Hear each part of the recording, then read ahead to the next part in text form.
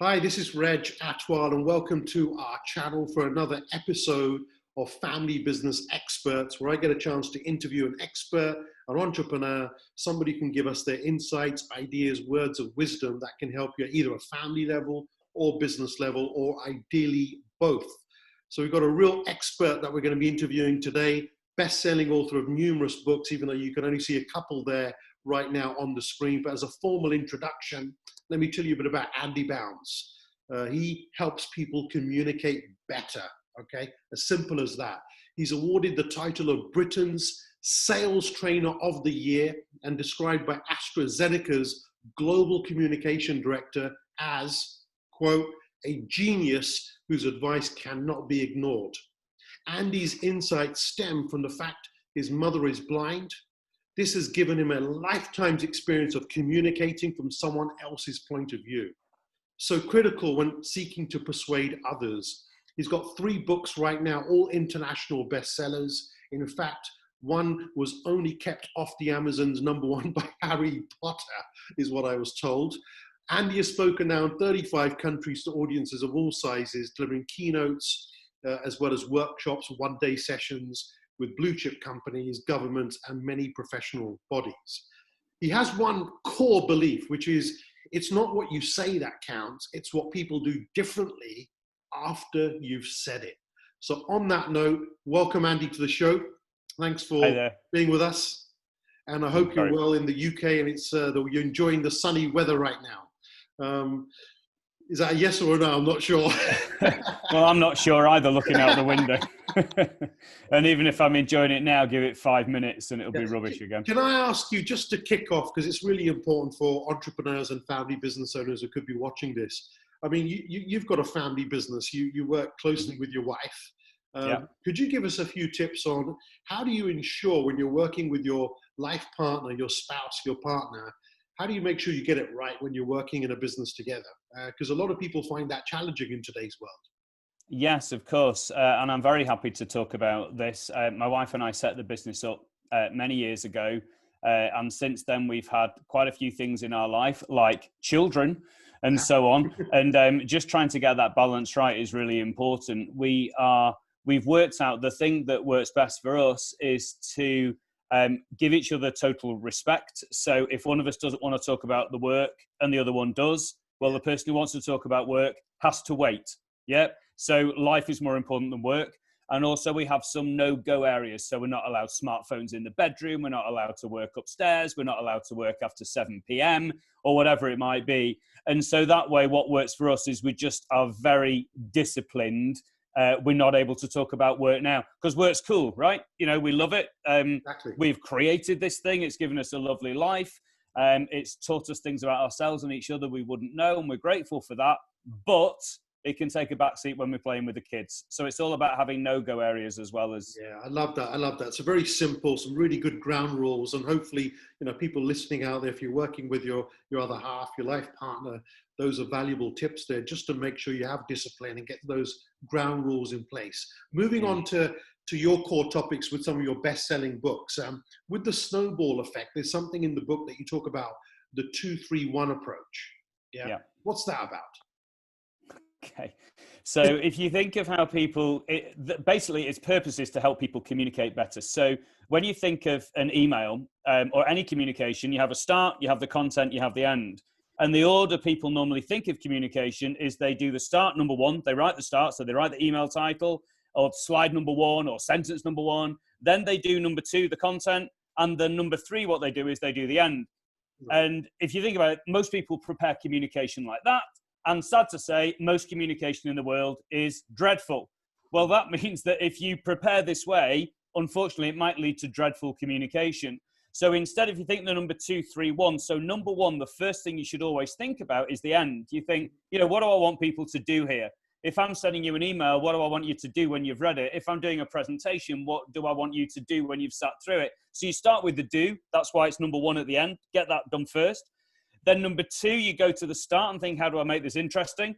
Because once you've got an interesting start and a call to action at the end, you tend to find number 3, the middle, the content works quite, you know, easily. It's quite short. A good example of this, I wanted child 4, as we call him now. We tend not to give our children names anymore, Reg. So child 4, we wanted him 4.0. Yeah, that's right. Just whatever. So I want him to go to bed. So if you, in the order I prepare communication, my end is, what do I want him to do? Go to bed. Mm-hmm. Then I need to get him, number 2, I need to then write the start. So I need to think, how can I create the start so he's interested? Well, he doesn't want to go to bed, but he does like races because he's a 7-year-old boy. Mm-hmm. And then number 3, I write the content. So what I said to him is this: hey, child 4, let's have a race. So he gets really interested. And then I say, the last one lying on your bed smells funny. Go. And so what happens is I've started with an engaging thing with the word race. I've ended with a call to action, go. He doesn't know I prepared it in a slightly different order, but the communication's good, it's punchy, it engages, and he does what I want. Well, that same skill you use with a 7-year-old boy, you could also use with a 70-year-old business person. Call to action, engaging start, then your content comes. Wow. Powerful. I like it. So I've got a whole bunch of questions there from your best-selling book. So steps for creating a great presentation. Mm-hmm. Any tips? Right. Yeah.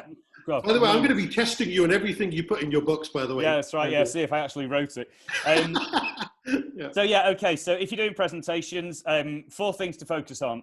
Firstly, you've got to make absolutely sure your mindset is right. The mindset of a presentation is this do. You have to focus on the do, the call to action. Most presentations don't do this, Reg. Most presentations, you can tell what the presenter was thinking by the last slide, because most presenters' last slides say, thank you, in which case the audience says, you're welcome, now go away. Or they say, any questions? And they go, no, now go away. Or they say, summary, which means I'm going to repeat myself, so the audience wants you to go away. So the way most people end their presentations is not best practice. Your final slide should ask someone to do something. So the final slide should be called, now do this. So you get the mindset, that's the first thing to get right. Secondly, you do the content in the same 2-3-1. So you do the do, engaging title, do the content. Third thing you have to get right is the visuals. And it sounds daft, this. Most visuals, you know, when you look at someone read out slides and you can read the words and you think, I'm losing the will for you to live. In font size 5.5. Yeah. Yeah, that's right. And then they say, you won't be able to read this, but you think, but what? Why, who's it for if I can't read it? So what you want is the visuals to be good, you know, good titles, not very many words, make it look nice. So you need 4 things: mindset, focus on the do, get your content good, get your visuals good, and then finally the 4th thing, you have to have good delivery skills.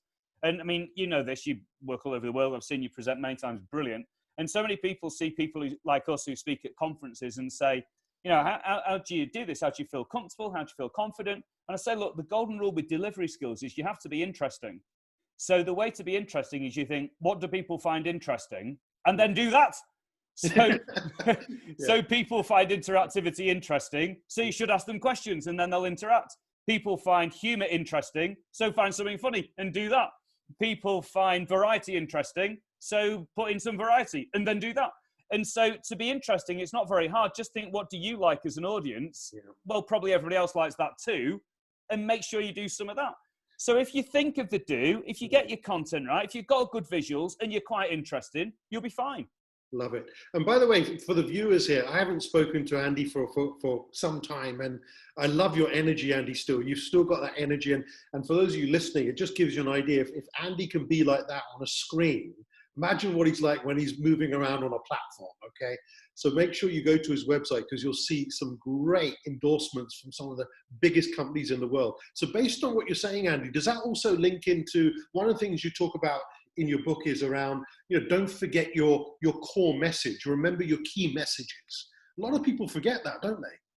Yeah, they really do. And you see this in all walks of life. So working with a company last week on a sales presentation, they sent it through to me and said, we want to present it to you, give us some feedback. And I said, okay, before I do that, what I want you to do is tell me your main 3 messages you want to get across. Mm-hmm. And there was silence. And I said, okay, that's not good, right? Have a think what they are, then tell me what they are. Then they couldn't agree what they were. And I said, well, I'll tell you what, have a think about it, agree them, and then we'll have a look at your presentation. And they were, do you know what? We'll stop this meeting now. We need to think again. Yeah. So even with a sales presentation, that was going to be worth at least 6, if not 7 figures. They just hadn't thought of the key message. And so it sounds such an obvious thing to do, but it's really, there's lots of things that are obvious. So for example, if you have a Monday morning meeting with your team and it's always boring, stop having them. That's the obvious thing to do. Yeah. But what will happen next week is we'll have another one. I've heard salespeople say, oh, we managed to create that proposal really quickly. And I say, oh, well done, how did you do that? They say, oh, we copied last week's. I said, that's good. Last week's, did that win? And they go, no. I said, what have you copied that for? And so there's this. So just because it's obvious doesn't mean we do it. So a very simple way to think about key messages, just think, if I was going to get across one thing, what is it? I mean, that's when we speak at conferences, it's called a keynote because there's supposed to be one keynote. There's supposed to be one key message, But the other thing is, if you're struggling to think about your key message, think about what I call afters. Like, why is your audience better off afterwards? So I was talking to someone the other day, and they were doing a presentation to their team about the new strategy. You weren't meant to go there. That was going to be one of my questions. Okay? Oh, right. Okay. Well, I've forgotten already what I was going to say. From the snowball effect to the jelly effect. Come on. Okay, go on, carry on. So let's talk about the afters. Go on. Yeah. Oh, that's a good idea. Yes, I like that one. So what afters are, it's why the other person is better off afterwards. So a good example of this is when we go and see a lawyer, the lawyer might think they've come to us because we really like her and we love her legal expertise. Actually, we haven't gone to her because of that. But after seeing her, we're no longer going to jail. Yep. So nobody wants the lawyer. They just don't want to go to jail. When we see a finance expert, they think it's because of their financial expertise. No, it's not. We just want more money in our pocket. When people see me, they certainly don't want to listen to me. Heaven forbid, no. But after me, they're going to sell more. They're going to communicate better. Yeah. And if you think of the wonderful things that you do for families, when I talk about you, I don't say, oh, he's Reg and he's clever. I say he makes families more successful than they could dream possible. So, and that is a lovely way to be thought of, because after you've done your work, families are in this wonderful, wonderful place. So our job is not to be something like a consultant. Our job is to cause things like when we finish, we cause sales to go up. So anyone listening, I would strongly urge you, just get a piece of paper and write down 10 reasons people are better off after you've done your thing, whatever it is. Do they make more sales? Do they have more confidence? Do they have more peace of mind? Do they reduce the cost, reduce the risk, reduce the stress? From a family point of view, you can look at your kids. Do you give your kids more stability, more guidance? Do you reduce their worries? Do you help them live their life? Do you help them express themselves? And once you start thinking in terms of afters, you don't see yourself as someone who is great. You see yourself as someone who enables other people to be great, which is a wonderful thing for you and your personality and your confidence. But my word, the value you add to everyone around you, massive. Do you know, I remember, Andy, this links into maybe first time I probably heard you speak about 14 years ago, probably on stage. And it's still with me today. So for those people, if your clients watching this and I refer to something called FBI, it links into something that Andy taught me 14, 15 years ago, but it was around, now you call it the afters, but then I don't remember anything to do with the afters. It was around, the feature, benefit, and the result. Yeah. That's what resonated with me the most from many years ago. He said, bad salespeople just sell facts and features. Good salespeople sell benefits, but great salespeople sell the result. Yeah. And it's so right. Yeah. And so when you think about results or like, as I now just use the word afters because it summarizes all that in one word, which people quite like, when you think about features and benefits, if you have the word our or we in it, it's a feature because we're describing ourselves. So we are speakers. We might say we are legendary speakers or whatever phrase we want to use, but we're still talking about ourselves. Yeah. But if we use the word you, so we can help you be more successful, we can help your family, have riches they didn't think they could or whatever it might be, then that's where it becomes so useful. And it was interesting because I remember one of the talks I did for professional speakers, and it's a funny audience that actually, isn't it? I mean, it's a privilege to speak there, but my word, it's a bit more nervous. It's like if you speak at a conference, everyone's going, oh, listen to that bald guy. But when you're there with like loads of speakers are going, why is he doing that with his elbow? What does he mean? What does he mean? And they start analysing you in a different way. And I remember I asked all these professional speakers, put your hand up if you have a unique thing you use to sell yourself. And there were loads of hands went up, and there was someone who'd been through a transgender operation. There was someone who was a round the world yachting person. There was someone who was an Olympic this, and everyone had their hand up. And I said, this is great. So every single one of you has got this unique thing you used to sell. Is that right? And they all said, yeah. And I said, does anyone apart from me think it's ironic that all of you have a unique thing? Because that means it's not unique. You're hoping your transgender operation is more compelling to the audience than your yachting story. That's not right. Your job is not to be different. Your job is to cause afters. So my job as a speaker is not to speak about the fact I've got a blind mum and no hair. My job is to help my sales clients sell more, my other clients to communicate better. So it's a really powerful enabling thing to do. And it differentiates you from everybody else as well, to focus on the value you leave people with.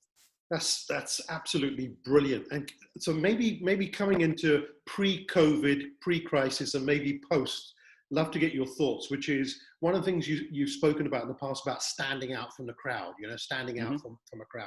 So how did that look before the crisis? And is there anything you would add to that now during the crisis, if you're working with clients and so on? And a few things around that with your experience, Andy. Sure. Yeah, very happy to answer this. Yes. So very simply, I don't see my job as anything other than being, and I don't put this on the business card, Reg, because it does lack a bit of bounce, this phrase. My job is to be an afters causing thing. Yeah. So I don't care what the mechanism is, conference talk, read my book, watch the videos, don't care. So the mechanism is whatever a particular customer wants, but my job is to cause afters to happen. Same as you, same as everyone listening to this. We cause good stuff. And so what I did is, the minute the lockdown happened, and I would advise everyone to do this, I've advised all my customers to do this, get a 2-column piece of paper, and in the left-hand side, what you do is you list down all the afters you provide. Get as many as you can, 10, 15, 20. So after working with me, this happens, this happens, this happens. So list down as many as you can. And when you look at that, you think, oh my word, I'm really useful. Look at all this good I could do. Oh, well, and then on the right, I would hire myself. Yes, that's right. God, it's just so amazing. But you see, that's important, because if you can't convince yourself you're useful, you're not going to convince anyone, particularly in a lockdown when everyone's rattled. So you've got to feel you've got value to give. And then in the right-hand side, what you do is you list down all the deliverables, all the different ways you can help. So in the old days, we used to do, remember these happy days, face-to-face conferences. We used to do, who knows, face-to-face executive coaching. So I started off by listing those. And then I thought, what's the virtual equivalent of that? Well, we've got Zoom coaching, we've got remote conferences, and so by the time I'd finished this, I had 20 things on the left-hand side, the afters, good for your confidence. And then I had 20 deliverables on the right-hand side, and I crossed out the ones that had to be done face-to-face. Yeah. So yes, I can't do a face-to-face conference, but I can do a virtual conference. And yes, I can't do face-to-face coaching, but I can do virtual coaching. Got it. So the great thing about this is, by the time you've done this, you have this wonderful list of all these useful things you provide, these afters. And on the other side, you've got this list of ways that you can still provide them, even though there's a lockdown. And so when I'd done this, I had these 20 things people might benefit from, and I had 17 different ways I could deliver it. So my confidence goes through the roof, because I know that it's not in an arrogant way. It's just that I've got stuff people need, and I've got 17 choices to how they get it. Whereas it's so easy to focus on the 3 things you can't do anymore, and you think, game over. That's so good and simple. Yeah, most of my stuff's simple. I was given I think this was a compliment from one of my customers. He said, everything you say is annoyingly simple, and I can never work out if you're a genius or a simpleton. And I said, well, the fact you've got some doubt is better than what most people have, I think. So a couple of others from Snowball Effect. Creating engaging titles. Why is that important today with marketing collateral, social media, presentations? Why is this important? So many people get this wrong. Yeah, they do get this wrong. So your title is your prime real estate of your communication. And if you don't want to use long words like that, it's your first impression. So if you send me an email and it's called FYI, the first impression I have is, I can't bother reading that. I mean, with respect, Reg, if you email me something FYI, I don't say, oh, Emma, look, someone sent me something FYI. Yeah. Put the phone off the hook. It just sounds. And if like if you get, doesn't that mean, especially when you CC people in organization, does that mean, oh, that's not my responsibility, somebody else will reply? Yeah, they probably will. And even if it is, it's just boring. It's just making me do the way. It's like if you get invited to a meeting called Update. I mean, you don't wake up and think, it's today. I mean, it just doesn't sound interesting. So the golden rule with titles when you're writing and your opening sentence when you're talking, it's your first impression. It's your prime real estate. It's got to be good. So, I mean, a very simple way to do this, if you say sending a proposal, I mean, I done some work recently from a company, and when we did the debrief, why did you choose us? And they said it was your proposal title. Like, someone sent us a proposal called Our Proposal. That's what the title was on page 1. That was the first impression. And yours, of course, was called How You'll Generate £50 Million in 3 months. Like, whose did we open first? You know, and I wasn't thinking, oh, I wonder what year his business was founded. So a very simple thing, if you're sending an email to someone and you were going to call it, I don't know, today's meeting or something, just call it today's meeting dash a quick question ... And if you put that in the subject line, people go, oh, what's the quick question? I'll open it up. The worst one is a blank. Nothing in that's just really annoying. I mean, why did you open it? I mean, there's an example you might remember from the Snowball effect in Chapter 1. It's a very good book, everyone. I advise you buy 50 copies of it. Yeah. And in Chapter 1, there's a sales director who sent an email to his team, and the email was called Figures. And nobody opened it because it's a bad first impression. So what we did is I rewrote his title for him, and this time everyone replied because the second email was called Making Sure You Get Paid This Month. For some reason, they opened that. Oh, brilliant. Love that. That's really good. So, and how does that apply from a marketing point of view? Not maybe internal communication, but maybe external. If you're marketing your brand, through social media, if you're writing an article, LinkedIn, does the same principle apply? Yeah, absolutely. You always have to do a good title. And the unfortunate thing is sometimes people have said, be careful it's not clickbait and spam and so on. I agree with that. You're not looking for something which is inappropriate and opportunistic and all that stuff, but you still have to do something which is within acceptable boundaries that gets people to open it. Mm-hmm. So I did a post the other day about how to make sure everyone's happy when they're working from home in this beautiful lockdown period. And my title was, are you working from home or are you living in work? And what happened was that resonated with people because everyone hears the phrase working from home. Nobody hears the phrase living in work. And sometimes people feel, I can't get away from this work sometimes. So that's not spam, it's not clickbait, but it gets people thinking. I did one recently and I called it 3 best practices the world's best salespeople use. Mm-hmm. Like, you've got to open that, haven't you? Because you're intrigued by it. So all I would urge anyone listening to this is when you're doing marketing, social media, and proposals, websites, anything, you have got to have a good first impression. It's prime real estate. Just think, what is my audience itching to see here? And then get that in the title. I love it. I want to go into some other areas, Andy, because make it relevant for what's happening in 2020 right now. What are some of the tips you've got of what somebody needs to sort out, maybe inside as well as outside, when we're dealing with lockdown and crisis situation, and then this whole thing about customers. If you're working remotely, how do you get in front of customers? How do you convince them? How do you persuade them to buy? There's a lot of people out there sitting on the fence of what I call indecision mode right now. Okay. Yeah. Could you give us an insight into any of those areas, Andy? Of course I can. Yeah. So I'll go like, they call it pyramid, don't they? I'll start with my top points, and then you tell me what you want me to talk about more. Okay. So with sales, there are basically 2 things you have to get right: your inside and your outside. So you have to feel okay, or you're going to be in indecision mode and not do anything. So we can have a look at that if you want. And then you have to get your outside right. And basically sales on the outside has got 3 things. Number 1, you have to get in front of someone who might give you money. Number 2, you then need to convince them to give you money. And then number 3, you need to turn one sale into 2. So when someone's already bought something, getting them to buy something else or to recommend you to someone else who might buy something. So if you think about sales, that's all you have to get right. Feel okay about it, which is where focusing on the afters. So that thing I said before, list your afters, list your deliverables. That's great for getting your inside right. Yep. But then the outside, it's all a question of get in front of people. Then you've got to say the right thing. And then you've got to upsell to turn sale 1 into sale 2. So which of those do you want me to talk about more?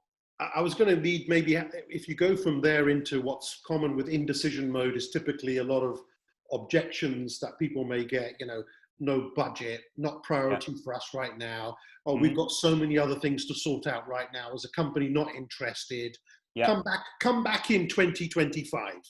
Yes, that's right. And talk to somebody else, maybe. Yeah. So, all right. So let's have a look at this. So as far as the objection handling goes, so when I said there are 3 things to fix: get in front of people, convince them to buy more.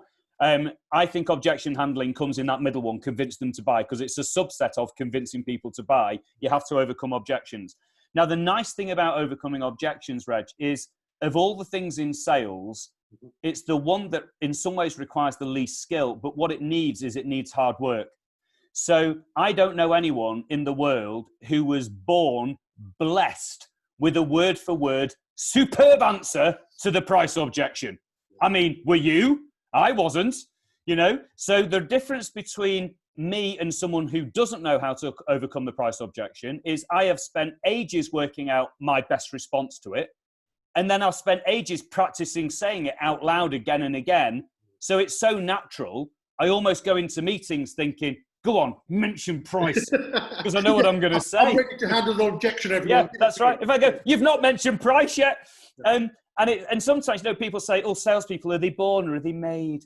And you go, they're all made. Like, never, ever has there been a new mother and father in a maternity ward and a midwife comes up and says, oh, look, you've had a little salesperson. Just doesn't happen.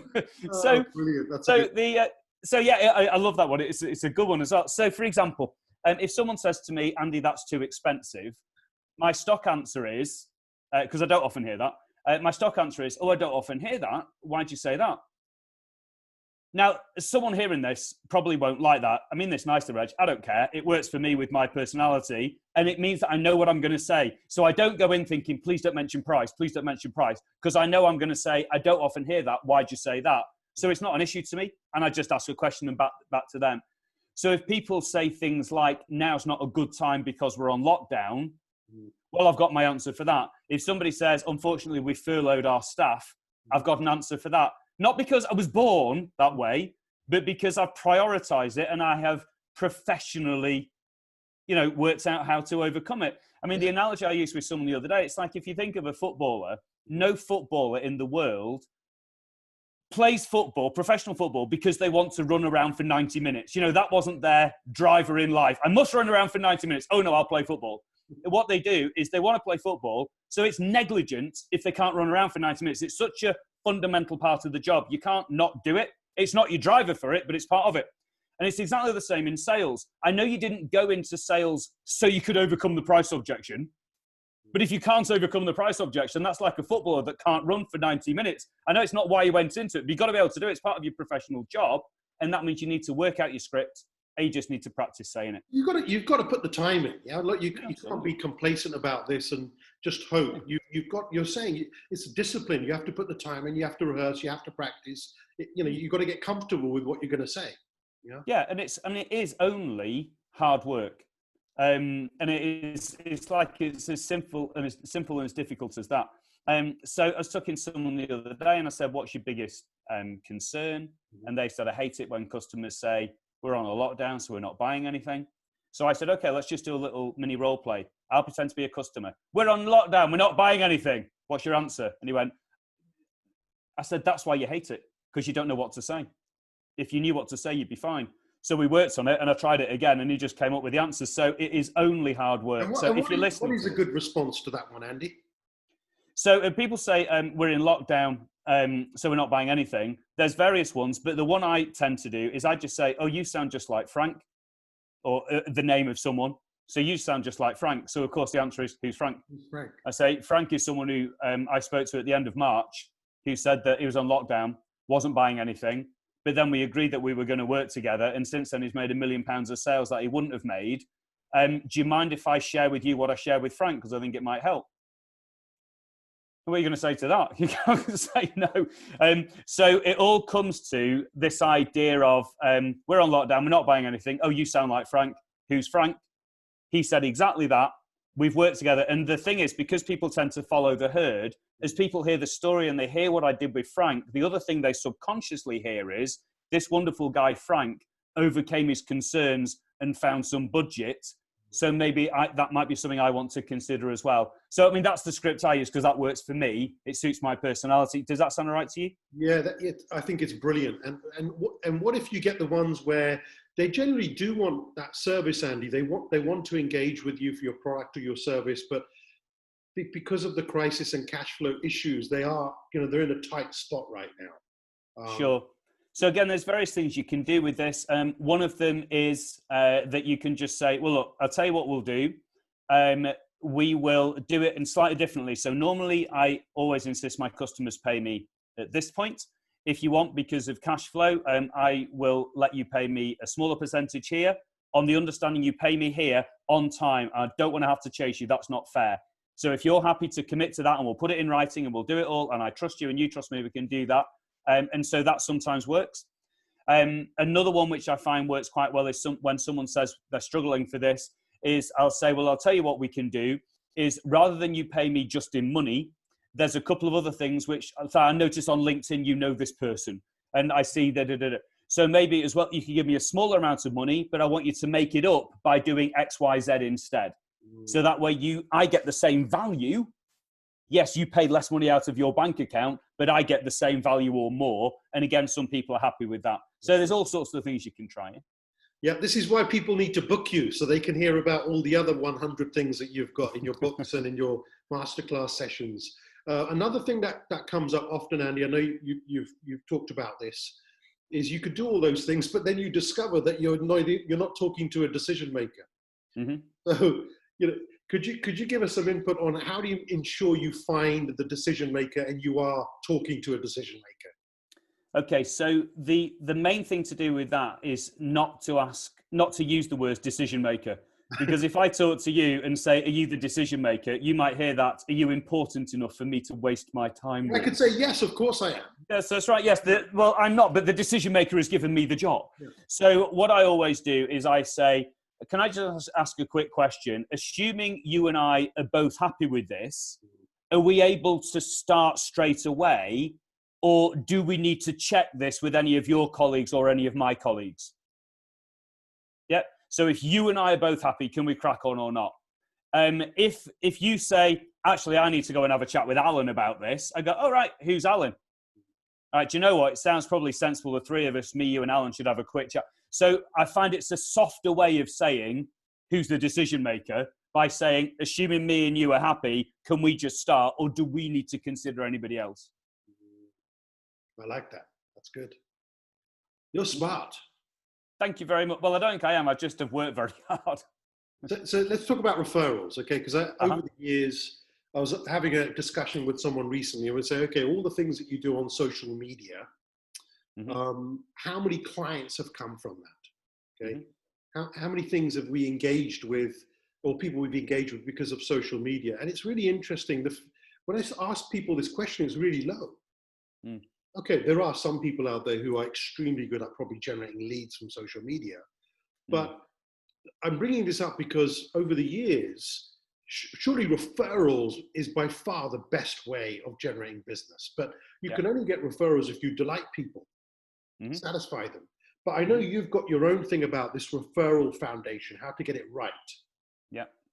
And you've got this jelly effect. So what are some of those things that to get that? Okay, so let's talk about this, because this is really important. The referrals or personal recommendations are about, I don't want to exaggerate, about 5 billion times better than any other thing you can do if you want to meet a decision maker. So if somebody wants access to my dad, cold call him as much as you like, or just ask me to introduce you.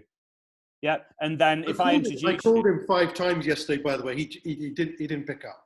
Okay, well, just try tomorrow and say that Andy said he could ring. And so now what happens is when you ring, you'll say, hi, Peter, your son Andy suggested I ring. And straight away, you have accelerated trust. It comes in one sentence. Your son Andy suggested I should ring. Now, at the minute, everyone is so rattled with this pesky lockdown. Anything we can do to accelerate trust and accelerate confidence and certainty is good for everybody. Yeah, so referrals are good.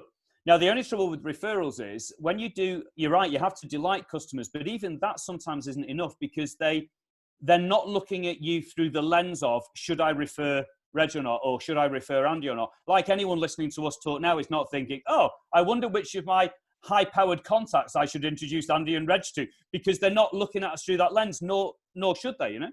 So what I suggest you do, yes, delight them, but then the other thing you have to do is ask for the referral in a way that feels appropriate. So my way is very simple. So if I want a referral into someone let's say this person's called Jemima, I don't say, Reg, can you refer me into Jemima? Because you might not want to. You might like Jemima more than you like me. You might feel it's a bit uncomfortable. So I don't ask for the referral. I ask for your advice. And I say, Reg, can I ask for advice here? And you go, what is it? I say, well, you know Jemima. I saw you know her on LinkedIn. I'd really love to speak to her because I think I might be able to help her sell more in a lockdown. But I don't know how to approach her because I don't know her. And I don't want to cold call her because everyone hates this. I mean, you know her. I don't know her. What do you suggest I do? Well, what are you probably going to say? Well, I'll just introduce you. Let me reach out to her for you. Referral complete. And I've done no work at all. I've just checked. I don't know her, Jemima. Oh, damn it. I should have done more research on this. But you can hear here, I have a simple thing. I make sure I ask for a referral every week. So all my LinkedIn stuff, that's all the visible stuff. So people see all my posts on LinkedIn. That's all good. They sign up to me Tuesday tips. That's all good. They go on my online training. That's all good. But most of my business doesn't come from that. That's good for my profile and it's good for helping loads of people and so on. But most of my business comes from referral. And I have a little diary entry that comes up every single week and it says, Andy, go and ask for one referral. Which means this year, even though I'm really busy, because it comes up once a week, I'm going to ask for 50 referrals. And I did 50 referrals last year and 50 referrals the year before. Which means since I last saw you, or when I first saw you, say 14, 15 years ago, I probably asked for about 750 referrals. Well, that's my marketing plan, yeah? As long as you ask and you remember to ask and you ask in a nice, lovely way, and I just say, can I ask your advice, Reg? What is it, Andy? I see you know Jemima. How do you advise I approach her?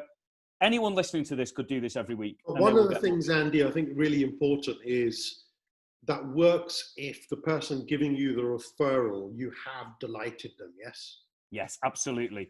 And if you haven't delighted them or you didn't get feedback to say, look, are you happy with this or can I do anything to improve? You know, but if you haven't got that real feedback and you're assuming that you've delighted them, yeah, and then asking for a referral, they may say, yeah, I'll help you, but they don't do anything. Yeah, you're really right. So anyone listening to this, if you want to get two things with this, number one, delight them. Number two, ask them. You have to do both. You can't just delight them. You need to ask them as well. And if you ask them when you haven't delighted them, you've got no chance. What are your thoughts around feedback? A lot of people don't go back to customers, clients to get honest, authentic feedback. They fear to ask questions about, are you happy with me, our company, our brand, our service? Should we do anything differently? Is anything we're doing that's irritating you? Isn't that shocking, Andy, that people don't ask? It is interesting. Yeah, I never quite understand why. I mean, many years ago, I've heard it many times since, but feedback is a gift. And I think it absolutely is. The question is how you're going to ask for feedback. Because if you say, give me feedback, it's like I say, if you want referrals, don't tend to use the word referral. Like say, can I ask your advice? If I want feedback, and I always do, I tend to ask in slightly different ways because feedback can be a bit vanilla. Oh, you were fine or whatever. Exactly. So what I do is I just have three little questions, which is what I call best next help. So I just say, just wonder if you could just talk to me about how we did. Overall, were you happy? What did you think went best? What are you planning to do next to embed the stuff we've done? Mm-hmm. Is there anything else I can help with before we go? And I find best next help is really good because that way they tell me what they liked, which is useful for me to know. When I say what you're planning to do next to embed this stuff, if they look a bit unsure, I can give them some free advice, which means they're going to get more afters and I feel good about that. And when I say, how else can I help? They'll either say I can or I can't. If they say I can, well, that's what some people call a sale. But I haven't even tried to do any selling, you know? Yeah. So here's one for you. What is the green corridor of doom? Though anybody who hasn't read my books, which is probably most of the world, will think, what is he talking about? So yes, so when child 2, he was now 19, this shows how long it is ago I wrote The Jelly Effect, when he was about 4 or 5, we used to have this green corridor in the flat we lived in. So it was a long green corridor which had rooms off the flat, off the corridor. And I would say to him, oh, go and get your tractor book and I'll read you your tractor book. And so I'd see him like wander down this little green corridor going, tractor book, tractor book, tractor book, tractor book. Oh, bathroom. And I would see him just veer off into the bathroom. And so I'd like go running after him and go into the bathroom and say like, what are you doing? And he'd say, oh, I'm just playing. I'd say, what about your tractor book? And he'd go, what tractor book? And he just had totally forgotten. And the reason I talk about this is whenever you work with people, whether it's on stage or whatever, your audience can go down the green corridor of doom. So I can teach them afters. And instead of going track to book, they go, oh, afters, afters, afters, afters, oh, bathroom. And they just go off. So the point I'm making here is anytime you have any sort of intervention at all, any learning intervention, it's all too easy to have wonderful intentions, but then you go down the green corridor of doom, you get distracted by the bathroom and you just forget. So what you have to do is so anyone listening to this, or indeed anything which they want to improve, what you have to do is get your idea, then you've got to put it in the diary, otherwise you'll forget. And you have to be accountable to someone, because what happens if a reminder comes up when we can't be bothered? Well, we just press dismiss. So the green corridor of doom is a phenomenon that happens at the end of every training intervention. People go, oh, bathroom, and they don't change. So get something in the diary, be accountable to someone, and you will make long-lasting change. Love it, love it. How did you come up with the names for the books? Is there a story behind the snowball effect and the jelly effect? And I'm curious to know your next book. What blank effect will that be? Right. So the first book, originally I used to have a concept called jelly selling, and I quite liked it because it all rhymed like jelly selly and stuff. And so I'm from Liverpool in England, so jelly selly, you can sort of say it with a bit of a Liverpool accent. And it used to be a way I used to talk many, many years ago. And when I spoke to the publishers, I said, I got this idea, and we talked about it being called jelly selling. And they said, you don't want the word selling in a title. It doesn't work as well. Research shows that. So I went, okay, but it is about selling. And they said, no, the jelly effect is cooler. So that's how that came about, really. And I said, well, I want a subtitle then to explain what it's about. And it was called How to Make Your Communication Stick. And the idea is that if you talk to someone and you throw loads of jelly at them, they just hate you. But if you give them just the right little bit of jelly, they love you. Yeah, and good. So often with communication, you just fling jelly and hope customers like it. That's how the jelly effect came about. Then I quite like the idea of effect. And so then I had the idea about the way I like to teach people is like a snowball effect. You get people better. They don't go down the green corridor of doom. Instead, they start rolling down the mountainside and they pick up snow and they become unstoppable. And so I quite like the idea with the snowball effect. It was like every chapter had a bit of snow. Read it, do it, read it, read it, read it. And at the end of the book, you just feel yourself getting better. So that I quite like the idea of that. And then when we did the third one, we were going to call it something effect. And then we realized that it was all about how to access very important people. So in the end, we just call it Top Dog, how to impress and influence everyone you meet. And it became, this is how you can actually get in front of very, very important people and how you can impress them when they're there. So you don't say, thank you for sparing the time, because they don't want someone deferential. They want someone valuable. And so the book was all about how you can get in front of and then impress these top dogs. So there's no effect with that one. We'll so make I totally sure for the viewers that if you just go down to the description area, we'll make sure that all the links are there for Andy's website, his LinkedIn profile, and also some of the links for and especially the new book that he's mentioned, because it wasn't on the screen earlier. And we'll make sure that people can find that, or go to Amazon and put Andy Bounds in there, and you'll find all his books. Andy, whenever I do these interviews with experts like yourself, I always like to, at the end, squeeze in your terminology, maybe another after. So if there was one other thing you'd like to share with the viewers today that could really help them, help their business, take off, win more business, or whatever it may be, what could that one thing be that we haven't discussed so far? That's a great question. So rather than talking about a bit more about something we talked about so far, I'll go slightly differently here. I would advise everyone listening to have what I call the yes if mentality. So Walt Disney always used to talk about too many people in life say no because. Like, can you thrive in a lockdown? No, because no one's got any budget. Can you build Disneyland? No, because we can't afford it. And he was saying, I always think if something's good, then say yes if. Can we thrive in a lockdown? Yes if we can get hold of people who need the value we offer. Yes if I can change the way I do things. Yes if I ask my friends to introduce me to their friends. Yes if I focus more on the afters than I am doing at the minute. And he had this wonderful idea about with Disneyland, can we build it? Well, yes if someone else pays for it. Yes if we place it somewhere that's hot all year round. Yes if there's good transport links. Yes if we hire the world's best experts. And so I would just urge everyone listening to this, like, yeah, I know it's hard, and it's hard for me too. But if you think no because, you'll find that that's what happens. Do you succeed? No, because you didn't. But if you can start thinking, yes, if, can I make this lockdown really help our family? Can I contribute more to my family than I ever have done before? Can I come up with new ways to make our customers love us in ways that I'm not even thinking about now? If you start thinking, yes, if, yes, if, yes, if, you feel your posture grow. It's the most empowering phrase I could give. And so that's the thing I would love to leave everyone with. If everyone can focus on the afters they cause for other people and think in terms of yes, if, success becomes inevitable. Love it, Andy. Well, you've definitely left me and I think our viewers with the after effect today, with the results and the tips that you've given us. And I look forward to doing this again in the future when maybe, you publish your next book. Maybe talk about, what is it? The Top Dog. Mm-hmm. Yeah. We can talk a bit more about that in the future. And I wish you all the best. Keep doing what you're doing. And I hope our viewers get a chance to engage with you with some of your tips on your website, and hopefully see you on the main platform some stage doing this live. Cool. So on that note, thank you very much, Andy. Thank you. You're welcome.